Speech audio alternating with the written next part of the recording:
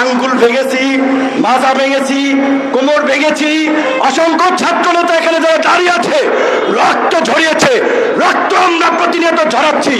শেখ হাসিনার ফ্যাসিবাদের পতন ঘটাতে আমাদেরকে আরো একটু রক্ত ঝরাতে হবে। রক্ত দেওয়া ছাড়া ইতিহাসের কোনো সফলতা অর্জন হয় নাই। আমি আপনাদেরকে বলছি, আল্লাহকে সাক্ষী রেখে আগামী একটা মাস যদি আপনারা রাজপথে থাকতে পারেন, শেখ হাসিনার করুণ পরিণতি হবে, আওয়ামী লীগের করুণ পরিণতি হবে।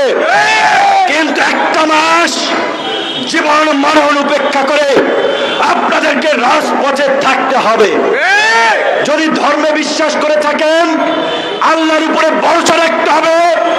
আপনার জীবন মৃত্যুর মালিক আল্লাহ। শেখ হাসিনা এবং তার খুনি বাহিনী যত চেষ্টা করুক, আপনার একটা পশম নাড়াতে পারবে না যদি না আল্লাহ না চায়।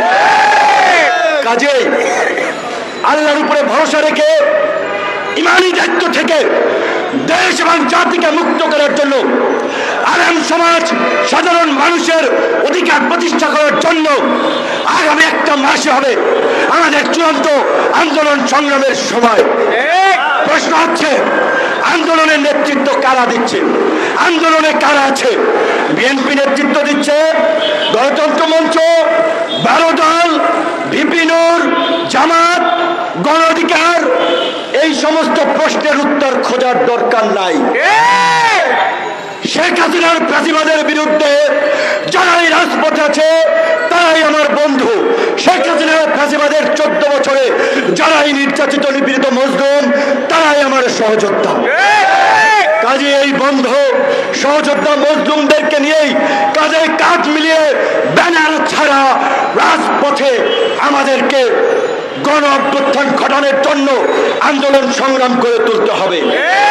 কারণ এখন সবকিছু নষ্টদের দখলে চলে গেছে। কাজে এই নষ্টদের দখল থেকে এখনই যদি আমরা ফেরাতে না পারি, এই সমাজ, এই রাষ্ট্র ধ্বংস হয়ে যাবে। মন্ত্রিসভায় একটা খসড়া আইন উঠেছে। আইনের নাম কি? অত্যাবশ্যকীয় পরিষেবার আইন। অর্থাৎ আপনারা যে আন্দোলন সংগ্রাম করবেন, রাস্তায় দাঁড়াইবেন, সরকার ওই আইনের দোহাই দিয়ে কাউকে আন্দোলন সংগ্রাম করতে দিবে না। আওয়ামী লীগকে যারা মুক্তিযুদ্ধের দল মনে করেন, স্বাধীনতার সপক্ষের শক্তি মনে করেন, তাদের কাছে আমি দুইটা প্রশ্ন রাখি। শেখ মুজিবুর